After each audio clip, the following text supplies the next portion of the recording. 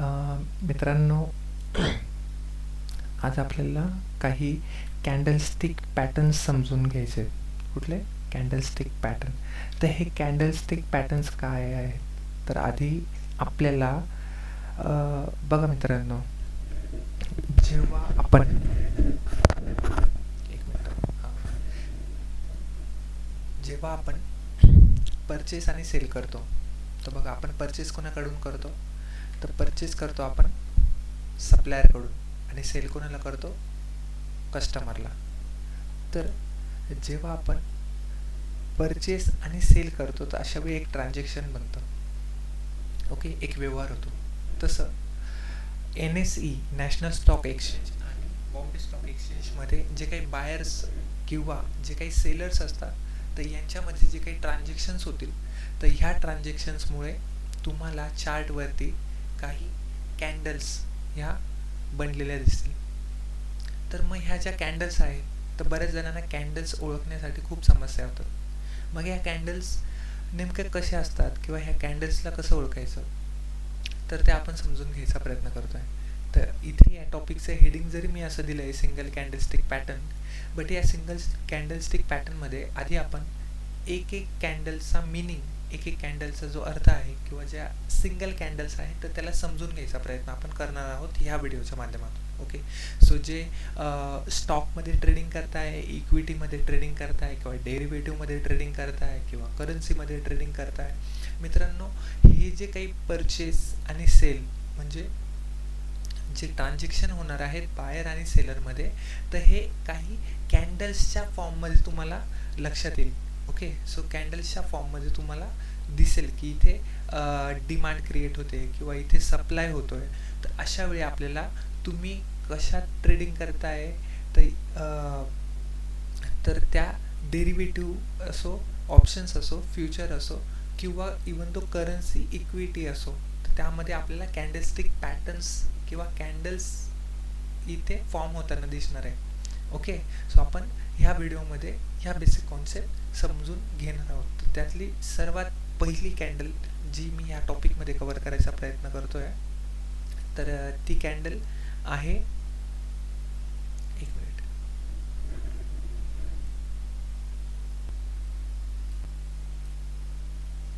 Play, हो,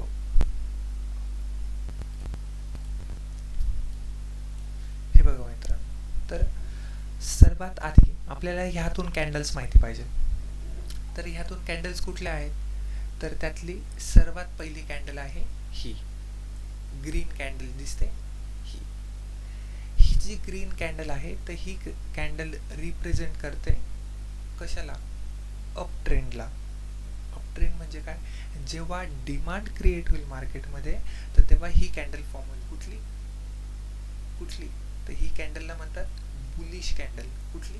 bullish candle. जेव्हा मार्केटमध्ये डिमांड क्रिएट होईल, आणि मार्केटमध्ये डिमांड कोण क्रिएट करेल? तर मार्केटमध्ये डिमांड क्रिएट करेल बायर्स. कोण? Buyers. Okay, so green candle ही जी दिसते, तर ही कॅन्डल रिप्रेझेंट करते कशाला? बुलिश ट्रेंडला किंवा अप ट्रेंडला. आणि अप ट्रेंड कोणामुळे फॉर्म होईल? तर अप ट्रेंड फॉर्म होईल बायर्समुळे. ओके, देन ह्याच कॅन्डलच्या अपोजिट दुसरी कॅन्डल आहे. ती कॅन्डल आहे, तिचं नाव आहे बेरिश कॅन्डल. कुठली? Bearish candle. जी अप ट्रेंडला रिप्रेझेंट करते ती असते बुलिश कॅन्डल, आणि जी डाऊन ट्रेंडला रिप्रेझेंट करते तर ती कॅन्डल असते बिअरिश कॅन्डल. ओके, सो तुम्ही त्याला असंही म्हणू शकता, पॉझिटिव्ह कॅन्डल ही बुलिश कॅन्डल आहे आणि निगेटिव्ह कॅन्डल कुठली आहे? Bearish candle. सो आता ह्या दोघांमध्ये काय डिफरन्स आहे आधी हे समजून घ्यायला लागेल. सो जे माझे बिगिनर फ्रेंड्स आहे की ज्यांना कॅन्डल्स बघितल्यानंतर त्यांच्या मनात थोडीशी भीती निर्माण होते, तर ही भीती घालवण्यासाठीच हा अगदी बेसिक व्हिडिओ मी बनवायचा प्रयत्न करतो आहे. ओके, सो अगदी आरामात जाऊ आपण, सगळ्या गोष्टी समजून. ओके, सो बेरिश कॅन्डल आणि बुलिश कॅन्डलमध्ये फरक हा आहे की बुलिश कॅन्डल, जी ग्रीन कॅन्डल आहे ती बुलिश कॅन्डल म्हणून ओळखली जाते. बुलिश कॅन्डल ही बायर्सना रिप्रेझेंट करते, आणि बायर्स मार्केटमध्ये काय क्रिएट करतात? डिमांड क्रिएट करतात, मागणी. जेव्हा मागणी वाढेल तेव्हा ग्रीन कॅन्डल फॉर्म होईल. Okay, then bearish candle. मी आधी दोनदा रिपीट केलं आहे, आताही पुन्हा रिपीट करतो की जी ग्रीन कॅन्डल आहे ती बुलिश आणि रेड कॅन्डल बेरिश कॅन्डल म्हणून ओळखली जाईल. ओके, सो बेरिश कॅन्डल ही कशाला रिप्रेझेंट करेल की इथे नंबर ऑफ सेलर्स जास्ती आहेत. म्हणजे काय, इथे त्या स्टॉकचा दर किंवा जी काही एंटिटी असेल तिचा दर काय होतोय, पडतोय. सो आता आपण अगदी बेसिक याच्यातले आणखी बाबी जाणून घेऊ. तर बघा मित्रांनो, रिअल बॉडी काय प्रकार आहे किंवा लो वीक काय प्रकार आहे किंवा अपर वीक काय प्रकार आहे, तर ह्या कॉन्सेप्टसाठी मी आणखी एक फोटो तुम्हाला दाखवतो इथे. हा मित्रांनो, सो बघा, आता तुम्हीच मला आयडेंटिफाय करून सांगा की यातली बुलिश कॅन्डल कुठली. तर यातली बुलिश कॅन्डल आहे ही ग्रीनवाली. नंबर ऑफ बायर्स इथे जास्त आहेत. आणि ही जी रेड कॅन्डल आहे तर इथे नंबर ऑफ सेलर्स जास्त आहे, म्हणून त्या एंटिटीचा दर खाली पडतोय. सो कसं, तर आणखी बेसिक आपण जाणून घ्यायचा प्रयत्न करू. तर बघा मित्रांनो, जर इथे हा जो चौकोन दिसतो एवढा, हा चौकोन, तर याला काय म्हणतात, बॉडी. बॉडी म्हणजे काय, तर तिची शरीर रचना तेवढी. म्हणजे काय, तर बघा मित्रांनो, एक एक्झाम्पल घेऊ आपण. सपोज तुम्ही एक स्टॉक परचेस केला, बरोबर, किती रुपयाला, 10 रुपयाला. तर ओपन प्राइस किती झाली त्या स्टॉकची, 10 रुपीज. आणि तो स्टॉक सपोज 12 रुपयापर्यंत गेला, म्हणजे 10 रुपये ही परचेस प्राइस होती त्या स्टॉकची आणि 12 रुपये ही काय होती, सोल्ड कॉस्ट. म्हणजे सेल्स आपण कितीला केला, तो स्टॉक सेल किती रुपयाला केला, 12 रुपयाला केला. बट 12 रुपयाला सेल जरी केला तरी तो स्टॉक हा जास्तीत जास्त, म्हणजे त्याला एक चांगली किंमत किती भेटली होती, तर समजा 13 रुपये. बट त्या स्टॉकने क्लोजिंग कुठे केली, 12 रुपयाला. बघा, आपण सेल केला आहे असे म्हणतोय, किंवा तो स्टॉक तिथे तेवढ्या 1 मिनिटाच्या किंवा 5 मिनिटाच्या टाईम फ्रेममध्ये तो तिथे थांबला आहे, मीन्स एका पॉईंटला थांबला आहे. तो कुठल्या पॉईंटला थांबला आहे, तर स्टॉक ओपन झाला 10 रुपयाला आणि त्या दिवशी आपण संबंध एका दिवसाचा विचार करू की 1 तारखेला आपण जो स्टॉक घेतला तर त्याची किंमत होती 10 रुपये आणि दुसऱ्या दिवशी त्या त्या दिवसाच्या शेवटी त्या स्टॉकने क्लोजिंग दिली 12 रुपयाला. ओके, त्याला जास्तीत जास्त किंमत, सगळ्यात वाढीव किंमत भेटली होती 13 रुपये. तर अशा वेळी तो स्टॉक ओपनिंग प्राइस होती त्याची 10 रुपये, बरोबर आहे. त्याला जास्तीत जास्त मोठी किंमत किती भेटली, 13 रुपयाची. म्हणजे त्याने हाय कितीचा बनवला, 13 रुपये त्याला किंमत भेटली. आणि तो थांबला कुठे, क्लोज कितीला झाला तो, तर तो क्लोज झाला 12 रुपयाला. आता आपण इथे 1 मिनिटात समजून घेऊ. नोटपॅड सुरू करतो मी. बघा, सपोज मी इथे लिहितो,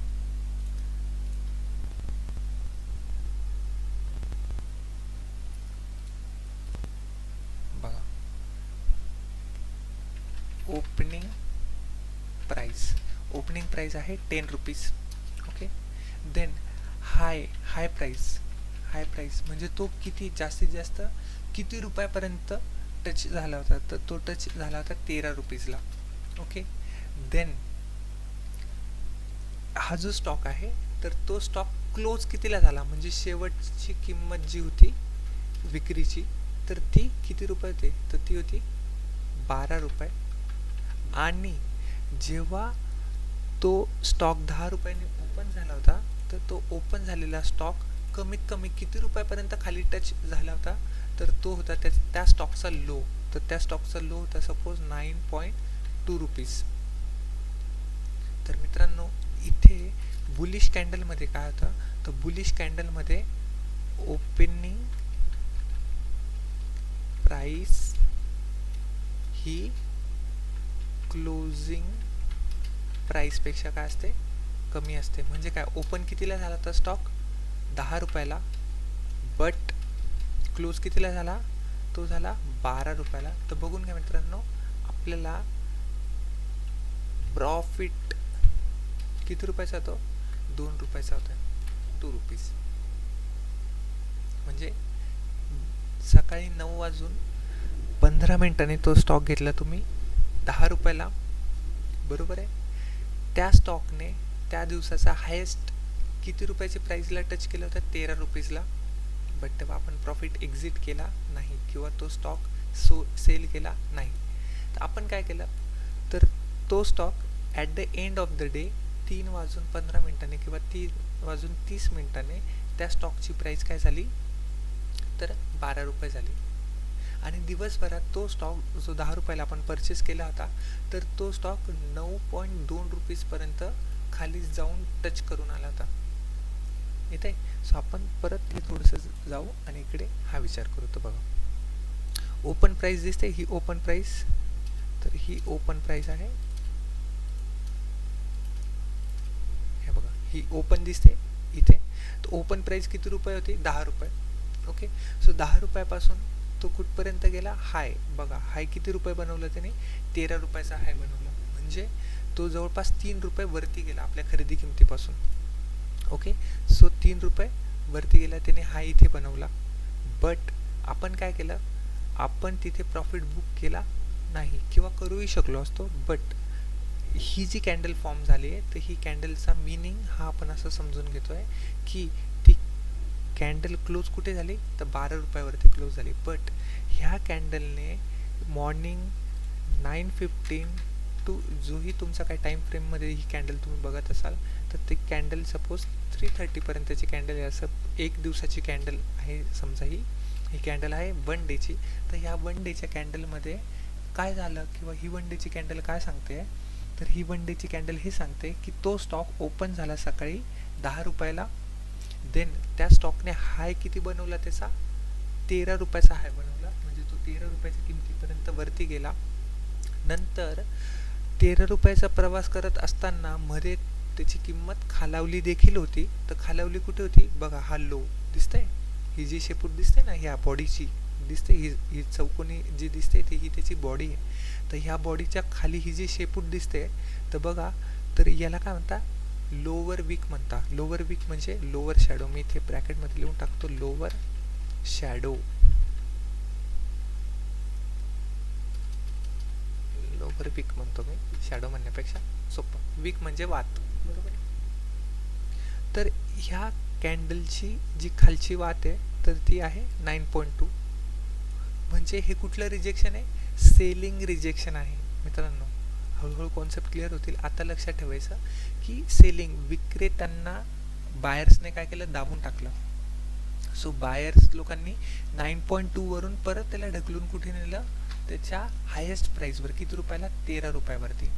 आणि तिथे परत एक रिजेक्शन भेटलं. हे कुठलं रिजेक्शन आहे मित्रांनो?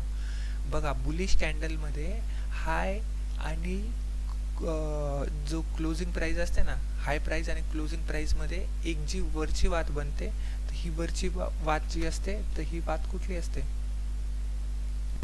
तर हिला म्हणता upper wick. Upper wick. Upper wick म्हणजे काय? अप्पर वीक म्हणजे सेलिंग रिजेक्शन. ठीक आहे, सेलिंग रिजेक्शन. सॉरी, याला म्हणतात बाईंग रिजेक्शन. आणि लोअर वीक काय असतं? Selling rejection. ठीक आहे. बाईंग रिजेक्शन म्हणजे काय? तिथे सेलर्स ॲग्रेसिव्ह असतात. ओके. आणि सेलिंग रिजेक्शन म्हणजे काय? तिथे बायर्स ॲग्रेसिव्ह असतात. ओके. सो लोअर वीकला कोण ॲग्रेसिव्ह असतं?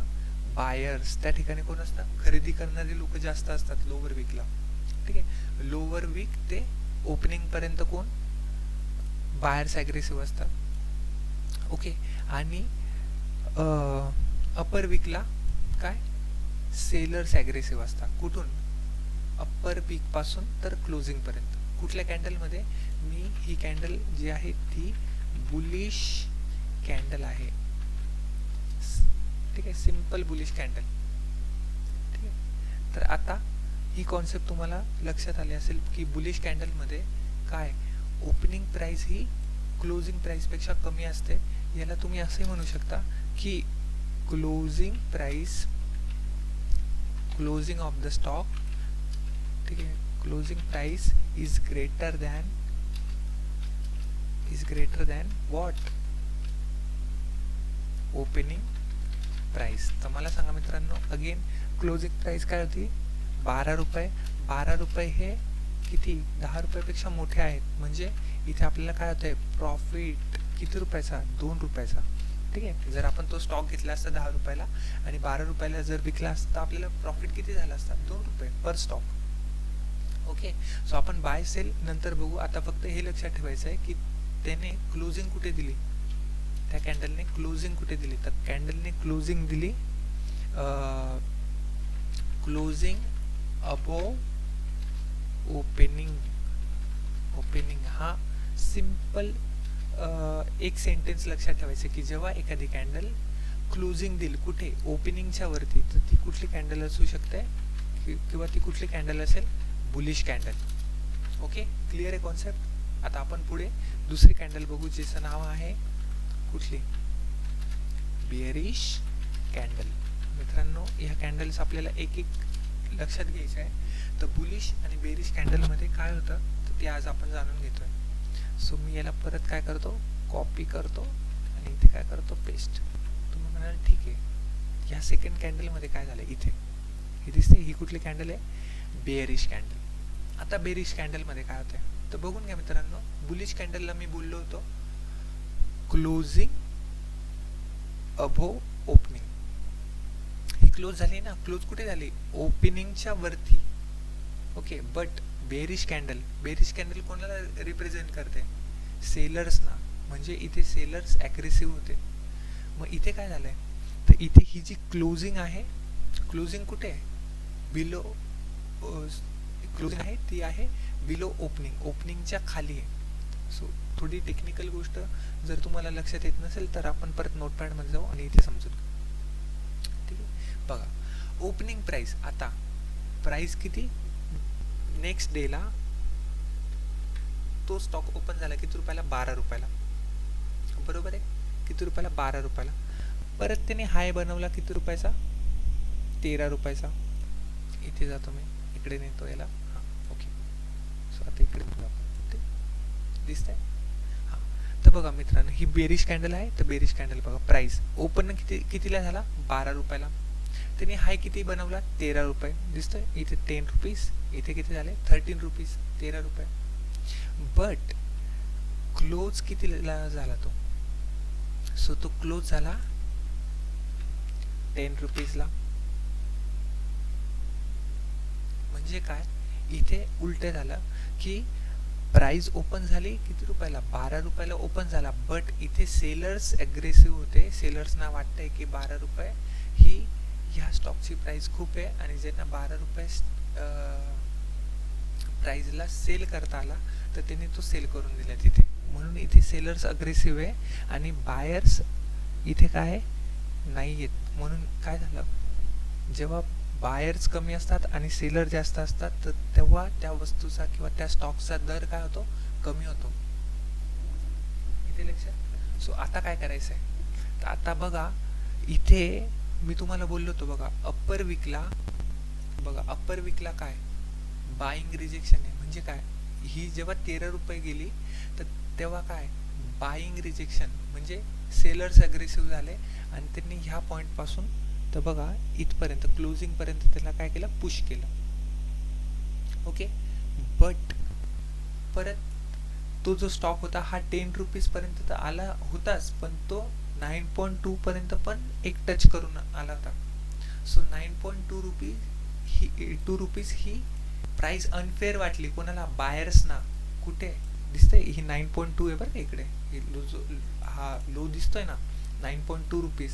तर त्या स्टॉकची प्राइस ही 9.2 रुपीज ही खूप कमी होऊ शकते. तर अशा वेळी तिथे कोण अग्रेसिव्ह झालं, अगेन बायर्स अग्रेसिव्ह झाले. आणि बायर्स कुठे अग्रेसिव्ह होता, मी तुम्हाला आधी बोललो होतो की बेरिश कॅन्डलच्या लो वीक आणि क्लोजिंग मध्ये काय असतं, तर तिथे असतं सेलिंग रिजेक्शन. ठीक आहे.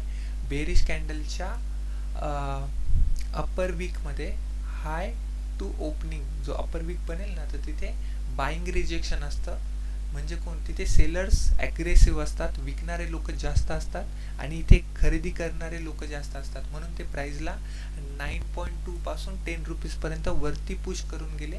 पण वरती परत सेलर्स अग्रेसिव्ह असल्यामुळे तर त्या स्टॉकची किंमत कुठे क्लोज झाली बघा, इथे 10 रुपीजला. सो ह्या व्हिडिओमध्ये आपण काय बघितलं, तर ह्या व्हिडिओमध्ये आपण हे बघितलं, ह्या लेसनमध्ये आपण हे बघितलं की जी बुलिश कॅन्डल बनते त्या पाठीमागचा अर्थ काय असतो. तर इथे कोण अग्रेसिव्ह असतात, बायर्स अग्रेसिव्ह असतात. ओके. आणि ही जी बेरिश कॅन्डल बनते तर बेरिश कॅन्डलमध्ये कोण, सेलर्स अग्रेसिव्ह असतात. आय होप मित्रांनो हे जे मी काही 2 कॅन्डल्स एक्सप्लेन केले असतील तुम्हाला खूप बेसिक वाटले असतील ह्या कॅन्डल्स. बट जे तुमचे नवीन ट्रेडर्स आहेत किंवा जे नवीन मित्र आहेत ज्यांना यायचं आहे स्टॉक्समध्ये किंवा डेरिव्हेटिव्समध्ये काम करायचं आहे आणि त्यांना कॅन्डलस्टिक पॅटर्नमध्ये खूप भीती वाटते आहे, सो अशा मित्रांना तुम्ही हा व्हिडिओ सजेस्ट करू शकता. आणि प्लीज तुमचे लाईक कमेंट जे काय असतील तुम्ही मला नक्कीच टाकू शकता की अजून मी कसं तुम्हाला चांगल्या पद्धतीने ह्या कॅन्डल्स एक्सप्लेन करू शकतो. ओके मित्रांनो, माझं एक प्रेझेंटेशन रेडी आहे. तर ह्या प्रेझेंटेशनमध्ये मी बघा काही ज्या कॅन्डल्स आहेत त्या एक्सप्लेन करायचा मी जेन्युइन एक प्रयत्न करतो आहे. सो ह्या कॅन्डल्स तुम्हाला बेसिक वाटत असतील बट ह्या माझ्या पद्धतीने तुम्हाला जास्तीत जास्त कशा सोप्या करता येतील तर त्याचा मी हा एक जेन्युइन ट्राय केला होता. आय होप हा व्हिडिओ तुम्हाला आवडला असेल. So this is all for today. Thank you so much. बाकी ज्या काही कॅन्डलस्टिक पॅटर्न असतील तर मी लवकरच पुढच्या व्हिडिओमध्ये घेऊन येईल. So thank you. This is all for today.